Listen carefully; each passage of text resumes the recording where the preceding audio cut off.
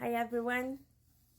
The scripture for today is from the book of Psalms, chapter 41, verse 1 to 13. Blessed is the one who considers the poor. In the day of trouble, the Lord delivers him. The Lord protects him and keeps him alive. He is called blessed in the land. You do not give him up to the will of his enemies. The Lord sustains him in his sickbed. In his illness, you restore him to full health. As for me, I said, O Lord, be gracious to me. Heal me, for I have sinned against you. My enemies say of me in malice, when will he die, and his name perish? And when one comes to see me, he utters empty words, while his heart gathers iniquity. When he goes out, he tells it abroad.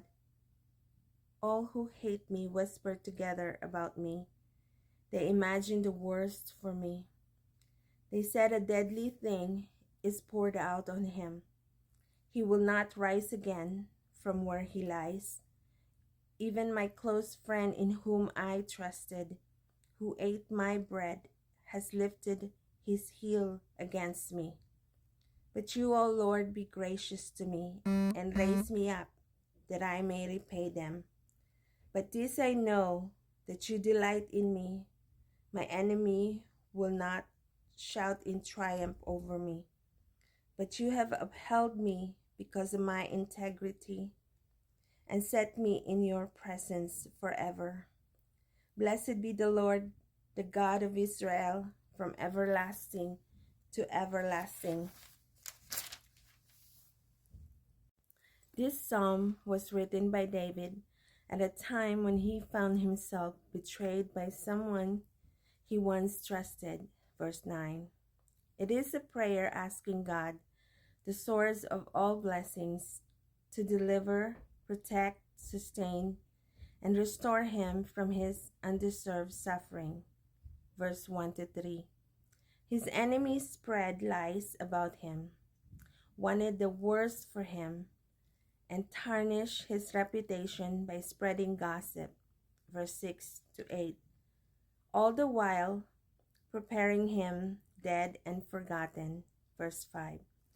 In the midst of this trial, instead of hating his enemies, David turned to God. He prayerfully pleaded for mercy, knowing God would raise him up and repay his enemies in due time. Verse 10.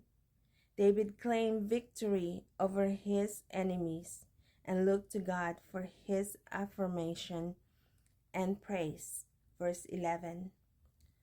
Through intense pain and hardship, David kept his integrity, knowing that God would uphold him. Verse 12. And he called for praise for the one true God from everlasting to everlasting. Verse 13. Jesus Christ, the very Son of God, became flesh and knew the pain of betrayal and hatred. One of his closest associates, enticed by a monetary reward, turned him over to the authorities.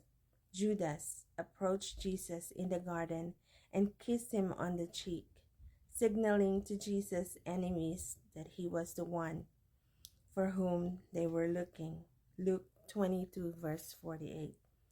Jesus did not allow hate in his heart, but he showed only compassion and gentleness to his friend who betrayed him and to those who arrested him. Luke 22, verse 49 to 51. The wisdom of Proverbs teaches that consequences of love versus hate. Hatred stirs up strife, but love covers all offenses. Proverbs 10, verse 12. Jesus' life modeled perfect love, and the church is called to love because he first loved us. 1 John 4:19. For if anyone says, I love God, and hates his brother, he is a liar. 1 John 4, verse 20. Followers of Christ who do not love those they do life with, those they can see, are told they cannot love God, whom they have not seen. 1 John 4, verse 20. Jesus commands believers to love even their enemies and those who persecute them. Matthew 5, verse 44.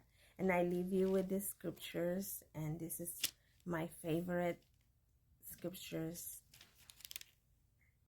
from the book of Luke, chapter 10, verse 27. It says, "And he answered, You shall love the Lord your God with all your heart, with all your soul, and with all your strength, and with all your mind, and your neighbor as yourself." Have a great day, you guys, and God bless.